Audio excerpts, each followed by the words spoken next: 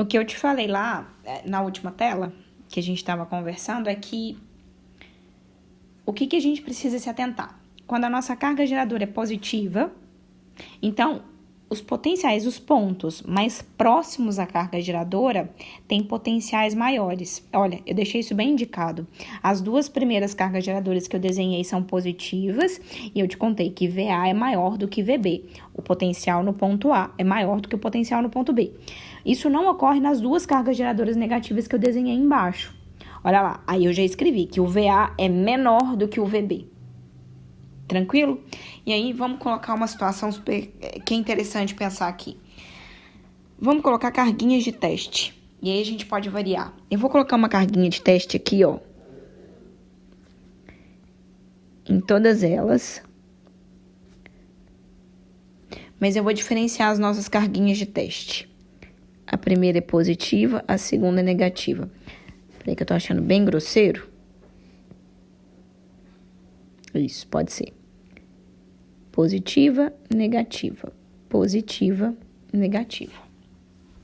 Se a gente for considerar que as cargas geradoras estão fixas, o que a gente pode perceber de comportamento das cargas de teste quando elas se elas forem colocadas nessa situação? E isso vai te ajudar a entender quando eu começar a fazer a eletrodinâmica com vocês. Então, isso é um ponto bem bacana de você entender. Pensa comigo. Positivo com positivo, vai surgir uma força de repulsão. Então, a força de repulsão vai estar para cá. Então, o deslocamento vai ser de A para B. Tranquilo. Positivo da carga geradora, negativo com a carga de teste. O que eu tenho? Então, agora a carga tem tendência de ser A, vai de aproximar, né? A força elétrica é uma força de aproximação. Então, a carga negativa tem tendência de ir para o ponto A.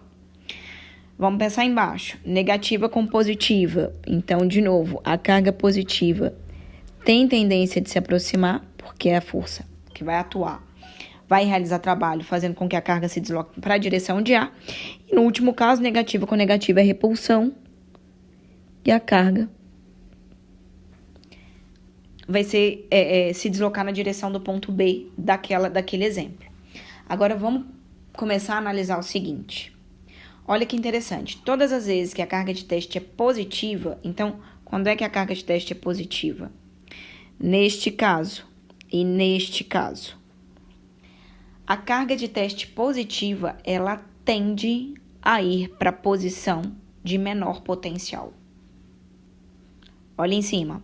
Em cima, como a carga geradora é positiva, a gente sabe que VA é maior do que VB. Então, para onde é que a carga positiva vai? Em direção ao menor potencial, que é o ponto B. Olha no caso da negativa. A gente tem que o potencial agora em A é menor do que o potencial em B. Quanto mais próximo da carga negativa, menor é o seu potencial.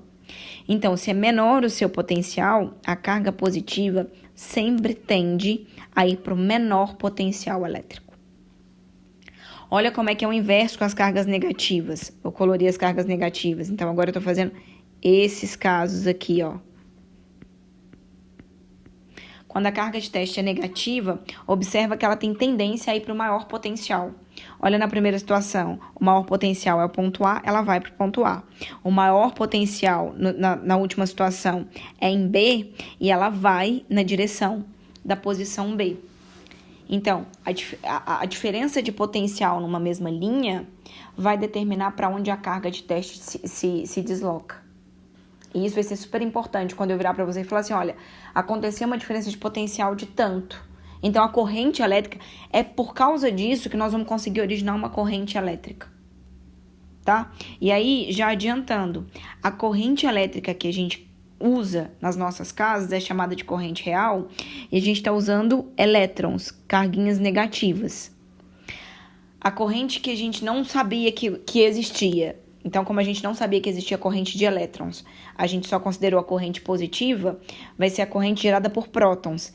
E a corrente gerada por prótons, ela é muito coerente, porque ela sai do maior para o menor. Se você pensar bem em termos de potencial, vamos pensar numa queda d'água, numa cachoeira, uma cachoeira roxa. A água tem a tendência de sair do maior potencial. Então, vamos chamar isso daqui de H1. aqui de H2, a água tem tendência de sair do maior para o menor, que é exatamente o que está acontecendo quando a carga de teste é positiva. Ela sai do maior para o menor. A gente acabou modulando que tudo se move desse jeito, saindo do maior potencial e indo em direção ao menor potencial. E qual vai ser a nossa surpresa? Que a gente vai ter, na verdade, um movimento inverso, saindo do maior para o menor, mas é o negativo, saindo do menor para o maior, tá?